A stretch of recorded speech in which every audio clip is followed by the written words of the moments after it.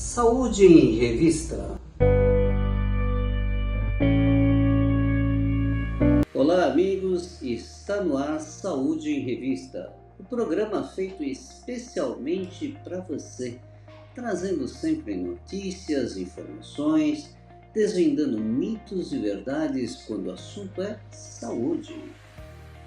E hoje nós vamos abordar um tema bastante interessante, bastante curioso, para não dizer intrigante, que é a hipnose.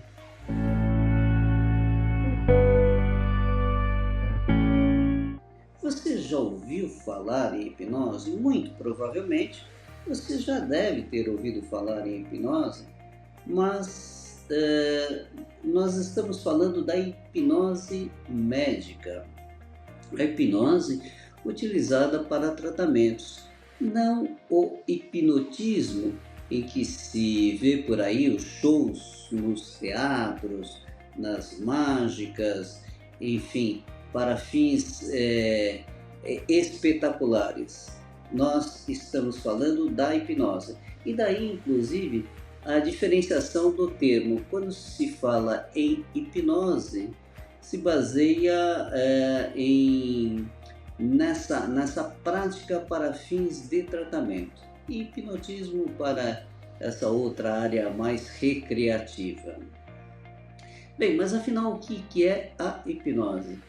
A hipnose é um estado alterado de consciência que se parece muito com o sono, porém dele se difere porque no estado hipnótico a pessoa mantém a vigília, mantém a conexão com a realidade e ela tem uma hipersugestionabilidade, diferente do sono, que a pessoa perde completamente o contato com a realidade. Esse estado de hipnose é conseguido através de estímulos que podem ser estímulos táteis, visuais ou auditivos. Então, muitas vezes, o profissional adequado que vai fazer a hipnose utiliza de determinados sons com algumas características que podem induzir o estado hipnótico, ou então de alguma coisa visual, uma luz, uma lâmpada, um pêndulo, uma chama, que também pode ser utilizado, ou pelo tato. A hipnose ela tem basicamente 3 níveis, ou digamos mais didaticamente, ela tem 3 níveis. Tem o estado hipnoidal, o estado leve, que é um estado apenas de relaxamento, o estágio intermediário e tem o estágio profundo ou sonambúlico. E aí, nesse estágio sonambúlico ou profundo, que o indivíduo pode ter as alterações, inclusive, da realidade, podendo haver nesta fase distorções no tempo, no espaço, fazer com que a pessoa tenha algum tipo de alucinação induzida pelo hipnotista. A hipnose ela tem uma série de utilidades, uma gama enorme de utilidades do ponto de vista da medicina. Então, nós podemos utilizar a hipnose, por exemplo, naqueles casos em que a pessoa tem uma fobia, um medo exagerado de alguma coisa que está lhe fazendo mal, por exemplo, o medo de dirigir, ou o medo de voar de avião, viajar de avião. Isso dá para ser corrigido com a hipnose. Ou então o indivíduo que tem aí um tique, uma mania, ou uma compulsão de alguma coisa, inclusive pode ser tratado os vícios. A maioria dos vícios você pode utilizar a hipnose como um tratamento. Você pode utilizar a hipnose, por exemplo, no indivíduo que quer emagrecer, então você pode também fazer um tratamento sob hipnose. A hipnose você pode utilizar também por exemplo, como anestésico. Então você pode fazer determinados procedimentos cirúrgicos sob anestesia hipnótica, né? Então o indivíduo muitas vezes tem que fazer alguma cirurgia e por algum motivo não pode fazer anestesia medicamentosa, anestesia química, então pode-se utilizar sim a hipnose como elemento anestésico. Isso pode ser utilizado inclusive na odontologia, fazer tratamentos odontológicos sob anestesia hipnótica. E na odontologia também você pode utilizar, por exemplo, diminuindo a salivação, ou tem pessoas que têm pavor em fazer tratamentos odontológicos ou permanecer muito tempo com a boca aberta, e para facilitar isso, você pode fazer a hipnose com excelentes resultados. Uma outra condição é fazer parto sob hipnose. Também é uma boa aplicação da hipnose. E daí vai uma série de situações em que se pode tratar com hipnose. Agora, a hipnose deve ser feita com alguém experiente e com alguém muito bem capacitado. Mesmo porque a hipnose não deve ser utilizada apenas e tão somente para a retirada de uma sintomatologia. A hipnose deve ser tratada, deve ser aplicada para um tratamento da base, daquilo que está causando aquele sintoma.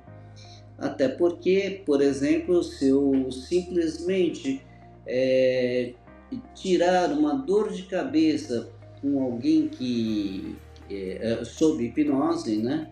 Fazer um tratamento para diminuir ou acabar com a dor de cabeça de alguém, de repente essa dor de cabeça pode estar me refletindo que a pessoa tem hipertensão arterial sistêmica, e aí ela pode ter, em função dessa dor de cabeça que era apenas um alarme, um alerta, eu simplesmente suprimo com a hipnose essa dor de cabeça e a pessoa pode ter aí um derrame, ou então tenha um tumor cerebral, e eu simplesmente